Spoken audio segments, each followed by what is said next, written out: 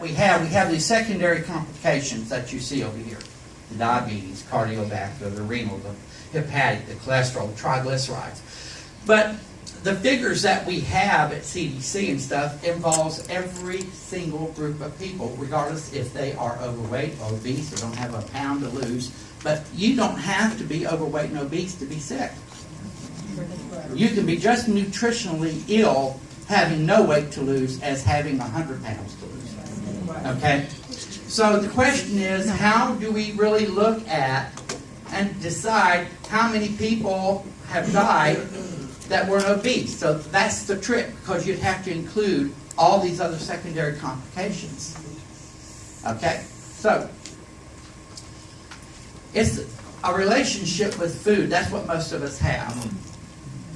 And that relationship can be an enjoyable one, or it can be a very sad one.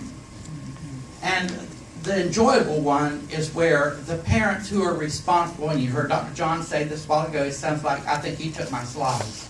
That's what I was going to say. You know, but the parents are the one who are providing the food. Children aren't going out to work, and I see so many obese babies and children. And I'm thinking, what is going on with us? Why isn't the cycle being broke? So the relationship, especially in a household, is usually a personal endeavor between a person and their food. Some people have such an intimate relationship with their food. It becomes their world, and their family is there around them. Okay? So, you heard these. I'm not going to belabor the point. It's about $300 billion annually that it costs employers, loss of wages, loss of production time. You just would not believe the figures. They're staggering. And so what is really interesting to me is that CDC has now classified obesity as a true disease.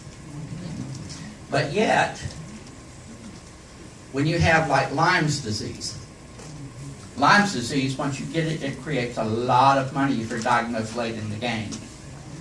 And you can go arthritic, you can be wheelchair bound, because the main disease that actually comes out, the condition that comes out of having Lyme's disease is rheumatoid arthritis. Bad. And yet, the people writing the guidelines, they stop insurance companies, or they write in the guidelines that we will only cover this amount in Lyme's disease because it's a chronic disease that's ongoing, and it will cost the insurance companies literally hundreds of millions of dollars.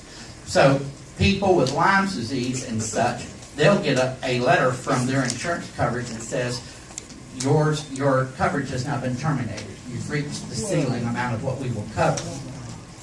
And obesity, there is no cost, there's no ceiling to what they will cover. Bariatric surgeries, the whole 9 yards.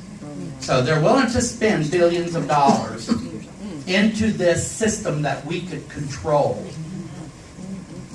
than it is to take people who have been out in the woods, got bit by a deer tick, and they don't even know it, and they develop the Lyme's disease, and they cut the coverage at a certain ceiling amount. So you're in the right place at the right time today to hear this message and to take this to the world, because I'm telling you, there are people out there that are going to wake up one day and find out that even though they got medical coverage, some things may not be covered.